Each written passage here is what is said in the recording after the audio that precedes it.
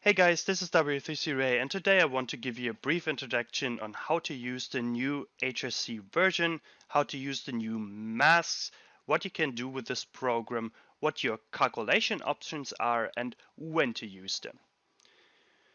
We take two example hands. This is the first example hand. This is a hand out of a Bounty Builder 530. The MP player here jams is 8.8 big blinds. We are sitting in a small blind and we wonder what we wanna. More or less only option here is ISO jam, since we cannot call fold against a small stack here in the big blind. And yeah, our options are rejam or fold. The player here has $500 in bounty, so he has already accumulated 2 start bounties here, and the tournament starts with 25,000 chips, so he has a little bit over 1/3 of his starting stack. Means he has a very huge influence of bounties. He has 2 bounties and 1/3 of his starting stack, means he has a bounty power of 6, so an enormous influence of the bounty on his head. Now I want to show you how to calculate this situation here in HRC properly. You mark everything, you copy it, then you go to basic hand. Since there's no raising, 3-betting, overcalling happening in this hand, we can use a basic hand, and we can also use math. You can choose Monte Carlo here since the player sits already MP, but let's use the Monte Carlo in the example afterwards. So no advanced betting, and we use the math model. Then you always want to choose multi-table ICM, and then we are just pasting the hand history. Make sure you have PKO activated, and now I'll show you how I do my usual research setup. It should always reflect the chippy V situation, and the bounties can vary a lot. So we can have very big bounties on the players and still be in a chippy V situation. To make sure that I can always calculate chippy V, I always pretend that 1000 players did start the tournament. Doesn't matter to me if only 500 players did start the tournament or 4000 players did start the tournament. If I just, for my calculation, start with 1000 players, then I will always reflect the GPV situation very well. Also makes my life easy. I don't have to snip out lobbies for GPV situations. I just use this one standard setup and always get very accurate results. So for 1000 players, since this is a $500 tournament, we are setting the first prize to 1000 times 250, which is here 250,000 on first place. And that's it. Regular prize per on first place is the GPV situation. Little note here, if you use the full payout structure, then results will differ a little bit since HRC calculates ICM values for any given field size, but the difference in the results is very minor. And to save time and not have to plug in all the time the payout structures, I use the full prize pool, the full regular prize pool on first place in my usual calculations. What I then do is, in this field you can fill out on the next page, but I always fill this field here at the very start, the total amount of chips on play. And since I have 1000 players here in the tournament and 25,000 is the start stake, I just add 3 zeros and I have the total amount of chips.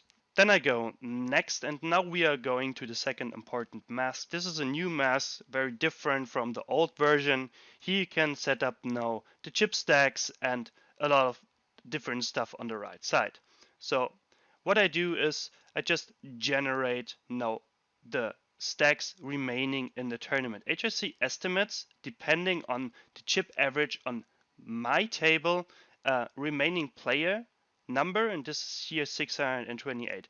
If you know that at this stage of the tournament, let's say a lot of big stacks were on your table and the tournament was not that much progressed, then of course you can change it here to, let's say, 800 and get a setup for 800 players. But let's take the HRC estimate here. So round about 60% of the field is left. We reflect the chip average on our table, and now we are talking about this option here at the bottom. So this auto shape here means the shape of this function. This is a log normal function here for those who are interested. So we are drawing random numbers from a certain distribution, a log normal distribution, and then we just multiply it by a certain stack size and cap it to the total amount of chips in play. And then we get a stack distribution which looks very normal, like we have big stacks and we have a lot of short stacks. We have way more short stacks here than big stacks, so this is a very cool and smooth way to estimate how the chip distribution in a tournament will look like. Now, if you're not happy with the shape, let's say you did know that the chip leader had way more chips than 255k, so 10 stacks.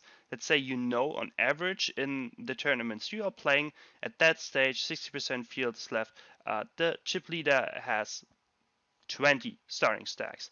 Then you want to change the shape, and you want to change the shape away that it's bigger. So this means that the peak here is higher. If you change 0.9, then your chip leader will have way more chips. You will also see that you will have way more short stacks which are really short. You can go the other way around and say, okay, this is probably not so high here in the peaks. Let's say the chip leader usually doesn't have so many chips, or it's a very smooth and flat distribution like this, then you can just use a smaller shape value and you have a smaller chip leader and a lot of short stack which will have way more stack here in this situation. So remember before we had like 3k stacks, here now we have 11, 14, 13k stacks. So you can play around a little bit. I usually just use the option which the program gives me for the auto shape, and the shape here is estimated to 0.76, which gives me this distribution of stacks, but you can play around with this. Now, second thing here, the bounty price pool in this situation is estimated to 209k. At 60% of the field left, we know that round about 79% of the bounty price pool should be remaining. Let's see if the estimate of HRC is somehow accurate. So we have 250k in the bounty price pool and 197,500 should be in the bounty price pool. Program estimates it to 209,000. We can now override this if we want. So we just set the bounty average a little bit lower, like to 320. 320. So we are a little bit lower, 315, and then we should be good to go. Yeah, 197,000. You can do this, just override the bounty average on all other estimated tables here in the program, and then you get an accurate bounty price pool. You can also just use, if it's in the neighborhood of the correct value, the value which the program calculates. And then we are good to go. This is the basic hand. We just click finish.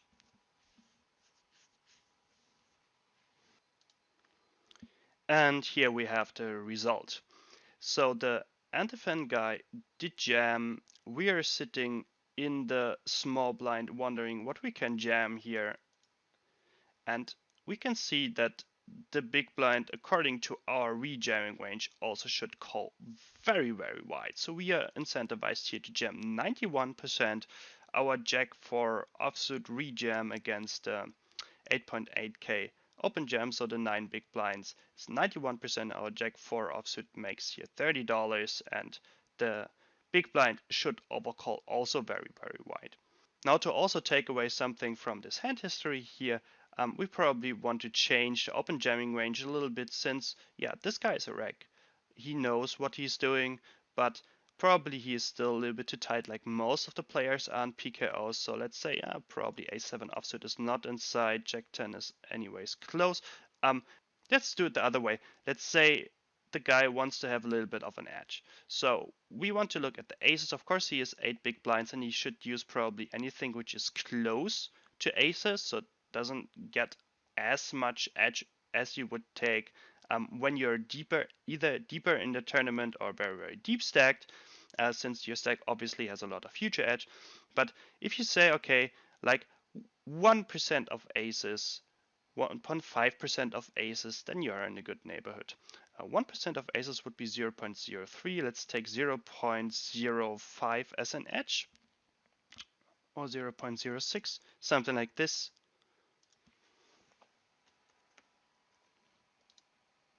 Okay, and let's set this range as a jam. Probably here in the offsuited aces. I'm not quite sold on this, and if you look at how much Jack 10 offsuit prints, I think people are going for probably a better spot here. I think King 7 suited is quite realistic. Also, those combinations here are probably quite realistic. Probably you can weight them, but yeah. Now we just can rerun the calculation, and we also want to set the Tenebrous guy here a tighter calling range, since I don't believe that covered for 20 big blinds people are stacking off with 70% range in the big blind. For our solution, doesn't really matter. We have still a profitable rejam here, and let's say the big blind now goes way too tight. Deuces a call. Let's say he's not folding a suited king. Say he's knitting here in the 7x suited and the queen 9. So yeah, something like this realistic. Now, what is really nice in HRC is you don't even have to rerun. So just look at the black solutions now, and the green solutions are the additional solutions. Black solutions were the solutions which you had in the simulation before, and if you have additional green solutions, you would get them if you rerun. So we rerun here. You don't have to rerun, just want to show you that those combinations are now getting black. And this is something very cool in HRC, that you have like the instant solution in the math mode. If you change the ranges of other players, you don't have to recalculate all of the times. And here we go. Now the profitable combinations are black also. All right, so we have, to simplify it, very easy any to rejam here. I mean, even 7 deuce offsuit is only losing $9. It definitely would go here for the any to rejam. And yeah, we did rejam, and we are going on to the next hand. Now let's go into the second situation. The second situation is a little bit more tricky and also involves the second new option of HRC. So here we have an open race and a rejam from a short stack. Then we have another rejam, and we are sitting in a big blind and wonder which range we should rejam here as well. This is also a Bounty Builder 530, I believe. This is a Bounty Builder 530. The rejammer here has 1.5 start bounties, and he has round about 40% of a starting stack. The second rejammer here has start bounty and round about 2 starting stacks. So he's a very low influence of bounty on his head. And we have also the open races range. So we have a 4-way situation, and this is one of the new powerful tools in HRC. You can calculate up to 10 player all-in also in an advanced betting setup. So if you choose new hand setup, and we are taking the hand details here from the hand. Just copy it, paste it. We can use the same setup, since this is also a Bounty Builder 530, so 250k regular prize pool on first place. Chips are correct, this is a PKO mode, blinds are set up correctly, and now we are choosing Monte Carlo, since we want to have the option to take 10 players if we like. We now know that 4 players are involved, and we are choosing advanced betting. Now we want to do the chip setup again. We are a little bit progressed in this tournament, so we did lose some players. We do just the auto shape. So we take the auto shape option here. Cannot remember how big the biggest stack was, so on average this estimation of chip distribution in a tournament will be pretty good. And if you go next, then you will have the option in the advanced mode to say, okay, we have an open race and we have a 3-bet all in, so you can set up the action as you like. What you cannot set up is the opening range, or the overcalling range, or the rejamming range from ourselves, since Monte Carlo mode works like sampling. We are just playing range against range over and over again over a setup of boards, calculate which player did win, divided by the number of samples we take. So in this first calculation here, we are taking 10 million samples, and then we get an equity of a certain combination. Let's say we did play at once Jack 10 suited against 3 different ranges, and Jack 10 suited did win over, let's say, sample of 1000 times, 20 times, then we get a certain $V for Jack 10 suited. And this is what the program is doing over and over again. It calculates the value of a combo against different ranges. So you see, for multi-way all-ins which have a lot of players, you need to do a lot of samples. I want to show you what happens if you have not sufficient samples. Since this is a very deep game tree, we can already see this if we go probably in the third game tree. You get a mosaic of colors here. Okay, if you get something like this, where 7-5 suited is set black, so as a played combo, but this is a minus EV combo, or you have like gaps in between which are like not very clever. Like King 9 suited is not in, King 7 suited is not in, but King 8 is in.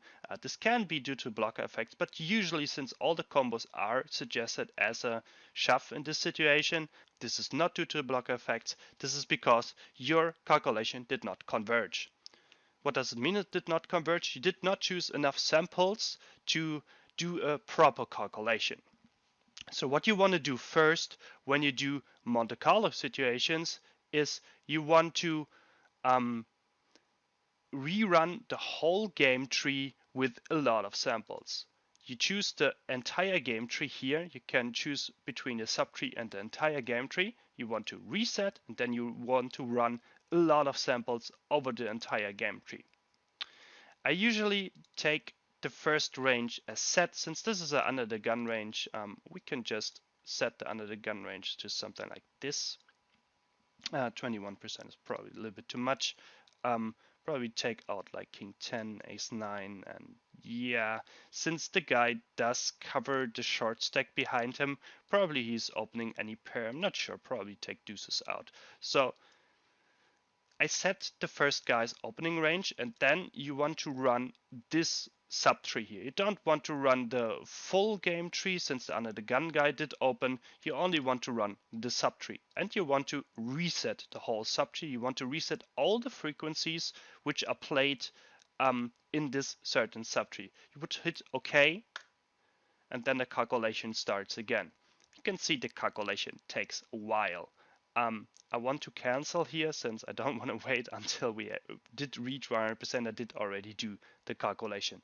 But this is how you would do the first calculation. If you have a player, if the under the gun, for example, would not have open race, but the Padawan guy here would have open race, and we want to research like this game tree. He did open race, he did rejam, and we are sitting in the big blind and want to decide what we want to VPIP here. Then we would just first run the whole game tree to get the frequencies of those 3 players, which are considered for the card bunching effect here. If you're wondering what the card bunching effect is, please watch the multi-way all-in video versus short stack all-in. I do explain it there. So we run the whole game tree over a decent sample, let's say 150 million, to get the frequencies of the players in front of the Padawan guy. Then you want to choose only the subtree here, reset the subtree, and rerun with a decent amount of samples the whole subtree. Okay, so this is how you use Monte Carlo. You run over and over again the tree which you're interested in with a decent amount of samples. You need a lot of samples in Monte Carlo mode to get proper converged ranges. Let's see how I did it in the example which I did calculate here. So first of all, I did run this whole game tree with 250 million samples. Then I took the rejamming range here from the short stack for granted. I felt that this was kind of realistic. Then I did rerun the whole game tree from the Padawan's perspective. So here I did say again, update the selected subtree, reset, and did run the whole game tree with 200 million samples. Then I did set the blind guy's overcalling range in the end. The blind guy was the open raiser here, so who is last to act, and since 3 all-ins are in front of him, I just estimated that he will be probably pretty tight when it comes to overcalls. This saves you one calculation step, so I did just set his calling range to 10s plus an ace queen. And after having run the whole game tree for the Padawan guy to get the rejamming frequencies here of the players in front of me, I did rerun my game tree here, so my decision also with 200 million samples, always did reset the frequencies of myself in this case. And then I get a solution. My solution obviously is pretty tight. We have a tight opening range, we have a tight rejamming range, we have a tighter rejamming range of the Padawan guy, and we have the blind guy behind us. So we have 9s plus an ace king as an in-getting range in the end. I did choose to jam here, but this is why you do research for. You can also see we have aces, jacks, queens here, so kind of a little bit of a setup for the 3 guys, and I was definitely one combo too wide here. So next time I know 9s are pretty good in-get against 3 early position open raises, and yeah, 8s are just not good enough to be PIP here. Especially with the Monte Carlo mode, you have to use it some time to really get used to it. How many samples you need over a certain game tree, where to reset the game tree, then how many samples you have to take to rerun on this game tree, but this will come with experience. So let me give you some rules of thumb for the Monte Carlo mode. So for early position either under the gun or under the gun +2, the influence of the Monte Carlo mode is there, but it's not very big. So for the early positions, I usually use math mode because it's just so much faster. Up from MP, I would consider use Monte Carlo mode. You definitely want to use Monte Carlo mode for the late positions, for the hijack, for the cutoff, for the button, for the small blind. Due to the card bunching effect for those late positions, you definitely want to use Monte Carlo mode. And then you take samples dependent on how deep your game tree is. Here I have already a very deep game tree with an open race and rejam option, and I have 4 players. And we have the game tree starting at under the gun, so all of those guys here can rejam, and then 3 other guys can rejam behind. So this is a very, very deep game tree. I need a lot of samples. If you have, for example, only the game tree where the cutoff did open race and we are rejamming from the small blind, we have a maximum of 3 players involved. This is a very small game tree. You don't need that amount of samples. As a rule of thumb, I would always run the whole game tree with 100 million samples to get the correct frequency. If you're studying a cutoff open race situation, then rejams from a small blind what a cutoff can call. For example, always run the whole game tree with 100 million samples so you get the first frequencies in the correct way. Then I would rerun the whole subtree while resetting with 200 million samples. So from the cutoff open race, I would rerun the whole subtree with 200 million samples. And then I would go to the small blinds, rejam, also rerun this subtree, so going to the node where the small blind actually does rejam, rerun the subtree also with 200 million samples. And then you're good to go. You have your answer. You see, those are a lot of calculations you need to do, like 4 or 5 calculations with a lot of samples. This will take significant time, but it's worth it. The results from the Monte Carlo mode are very different compared to math mode. In a lot of situations, due to the card bunching effect, you really want to take account for this. Also, you can of course only calculate in the Monte Carlo mode 4, 5, 6 players, which are all in, which you cannot do in the math mode. I hope you're now set up to use HRC properly. Wish you a good day, good luck at the tables, and bye bye.